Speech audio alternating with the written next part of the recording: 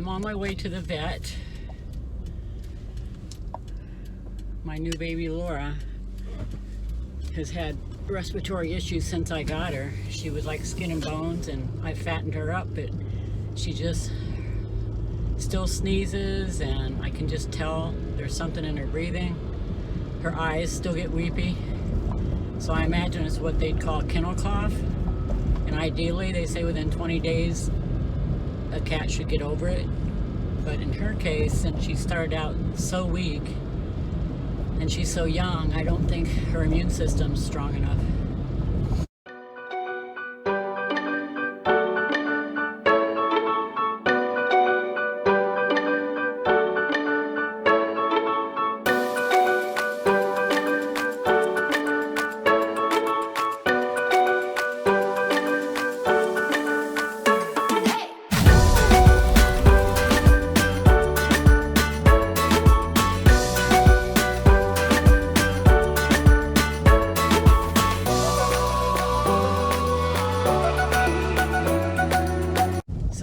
They don't charge me an arm and a leg. I'm retired and on a fixed income, and I'm not a real medical person. I think you can stay perfectly healthy until you're not by avoiding doctors and medicine. But I know when to use them, and this is the time to use them. So I had to put a deposit down. If that's all they charge me for an office visit, I'll be a happy camper. So I want to talk to you about some things I've learned. I put a new air conditioning on my RV. And yes, it seems small. They gave me no paperwork on it. So I don't know if they, took it off some other unit or what. But at any rate, it blows cold. It's cold air coming out, but it doesn't blow hard. So when the temperature reaches up around 88 and above, it's really stuffy, even with fans going, because I'm in the sun. Most campsites you'd be in a shaded area and it would help, but I'm in direct sun and you're like being in a tin can being cooked. So I ordered this portable one online and was able to hook it up by myself. I just route the exhaust thing through the driver's window. Now this would be hard to do if you're moving day to day. So, any rate, I'm going to let you know I turned it on. It's going to be 88 today. By the time I get home, it should be hot in there. So I turned it on before I left to see how it cools. But I'm just telling you this because don't assume because you have working air, especially if it's only one unit, that it's going to be sufficient for high temperatures. So that's one thing you should look out for. I have a 30-foot with one unit. I don't know what the BTU is. I can tell you my portable is 8,000, so it should reach back to the bedroom. So that's my little tip on air conditioning in RVs. So I'll let you know how it goes with Laura. She seems okay. I was up all night with her. I got up twice to see if she was breathing. She sleeps beside me with Furby. Furby's being so good with her. She even gave her a lick last night like she's her mommy, and Furby's never had kitties because I had her fixed. So, at any rate, Furby's helping her feel like she's got... Pearl's okay. Pearl isn't going to warm up to her because Pearl's a baby herself. Laura and I are at the vet, Lake City Animal, waiting on the vet to come in. Seems like a high-ticket kind of a place. Brand new building. Where's Rocky Mountain Vet Dr. Jeff when you need him, right?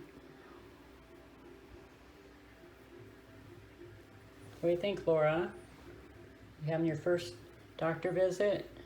Huh? Yes, get you some medicine so you feel better.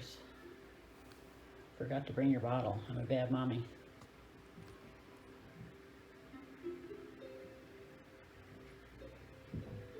What do you think, baby?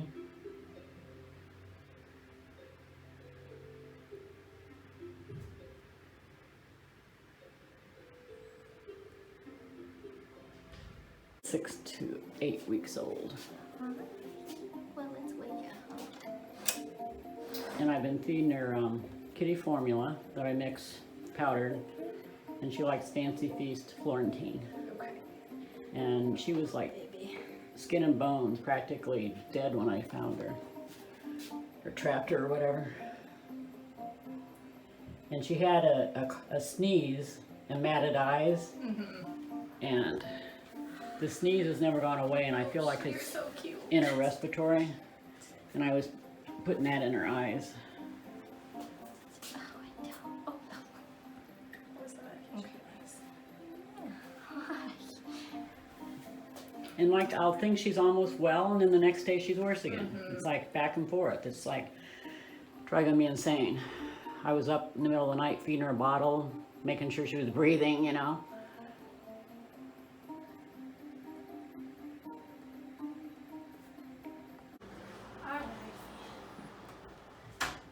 Medication wise for you, we have the antibiotic drops and then we have the medication that will go in her nose. Okay. So the antibiotic drops, she gets a 1/2 ml twice a day. This does need to stay in the refrigerator. Most of them take it really well, but just give it a shake. Okay. And then a 1/2 ml on here, so just down to the 0.5 right there in her mouth twice a day. And then the nose drops that Dr. Brooke was telling you about are in here. They do have to stay light protected, as well as in the refrigerator. So they're just in this nice little container here. Does that stay in the refrigerator too? Correct, Okay. yep. And you'll just put one nose drop in her nose, Okay. and each side 1 to 2 times a day as needed, okay?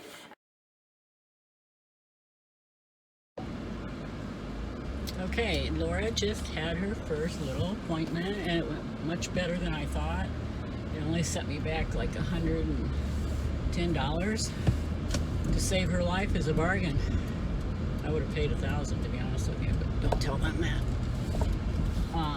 She got nose drops for her nose, and she got antibiotic. They think it's probably herpes, some sort of herpes that cats have in the wild. But in case there's some bacterial stuff going on, but they said her lungs were clear. I was sure she was dying of pneumonia. That was my fear. That's why I rushed her in, because I just listened to her breathe. And during the night, it seems like maybe I'm more paranoid, or maybe, I don't know, she sleeps beside me, cuddled up to Furby.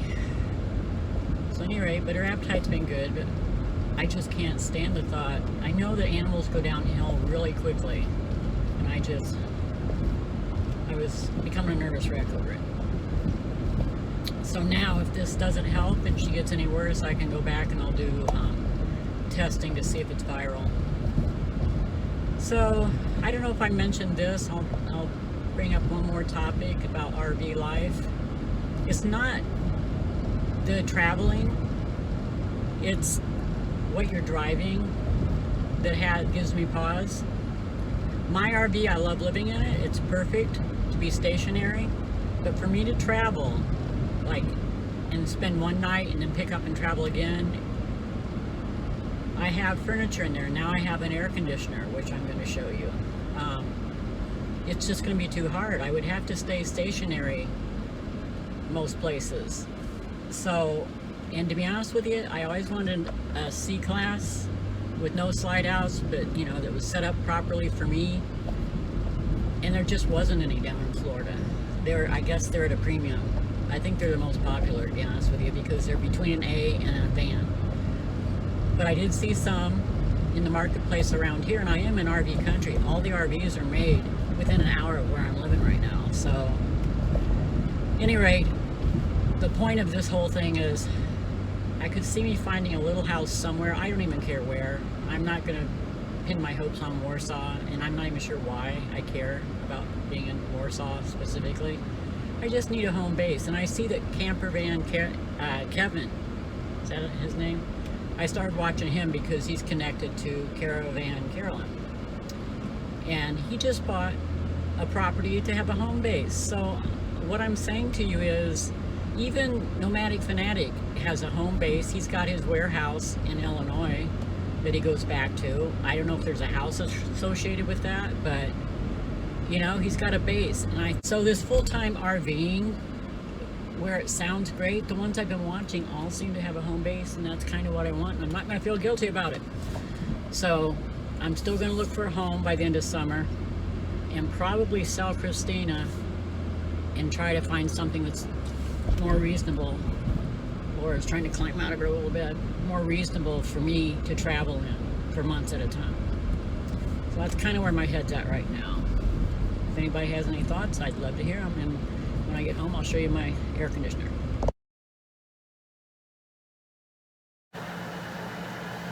Okay, here's my little air conditioner. I have it routed through the driver's door. A little vent. It's supposed to not be draining, but if by chance it does, it'll show up. It'll give me a reading. It has a remote.